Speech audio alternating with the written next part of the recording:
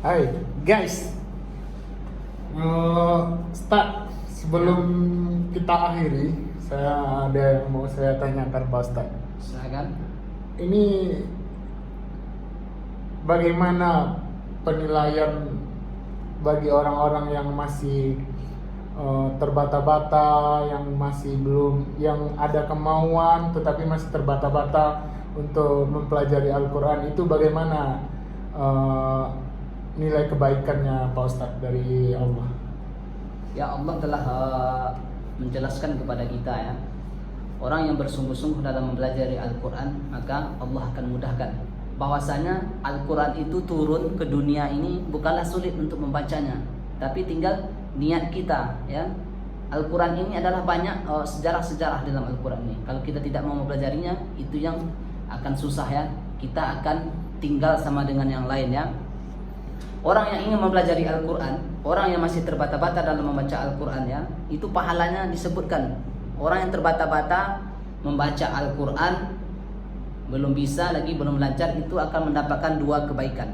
Sedangkan orang yang sudah lancar membaca Al-Quran, itu mendapatkan 10 kebaikan. Kita tinggal pilih mau yang mana, apakah mau 2 atau mau 10 ya. Kalau nilainya 0 itu orang yang tidak mau membaca Al-Quran ya, dia tidak mau tahu ya dengan dunia ini, hanya dia mengejar dunia ya. Tapi kalau orang yang ingin mengejar akhirat, itu dia akan memperbaiki bacaan Al-Qur'annya. Ketika kita mendengarkan Al-Qur'an itu, maka hati kita akan tenang ya. Intinya di sini kami memotivasi untuk saudara semuanya ya, baik itu di rumah maupun di mana ya.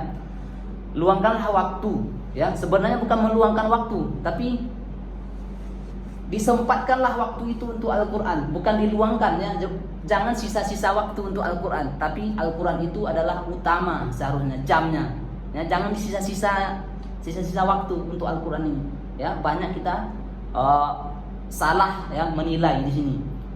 Nanti baca Al-Quran sisa-sisa waktu sholat dan tapi seharusnya Al-Quran ini adalah prioritas ya untuk kita ya.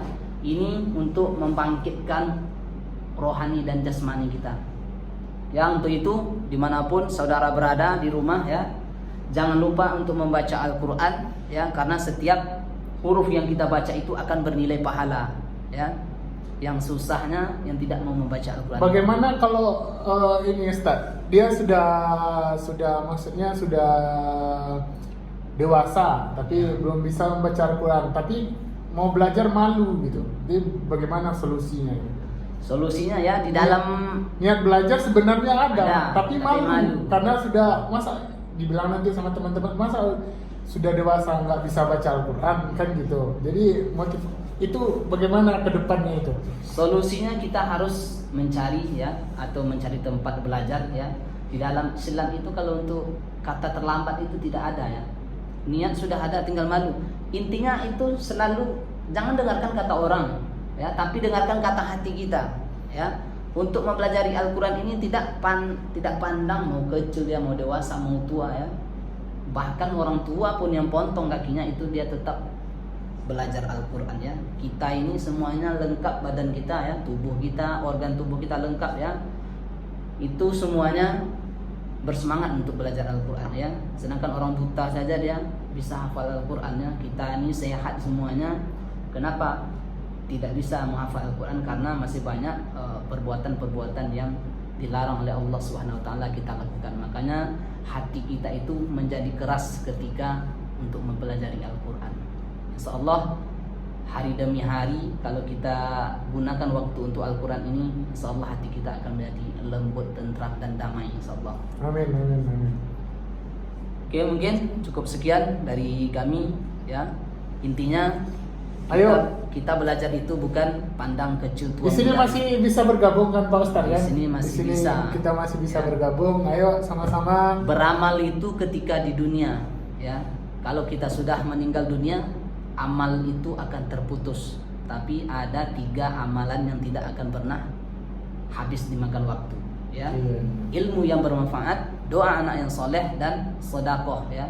Insyaallah kalau kita sudah paham membaca Al-Quran, kita ajarkan kepada orang lain, mempunyai murid kita itu mengajarkan lain kepada orang lain, dan dia mempunyai lagi murid lain, diajarkan, insya Allah ilmu itu akan mengalir walaupun kita sudah di dalam kubur, insya Allah.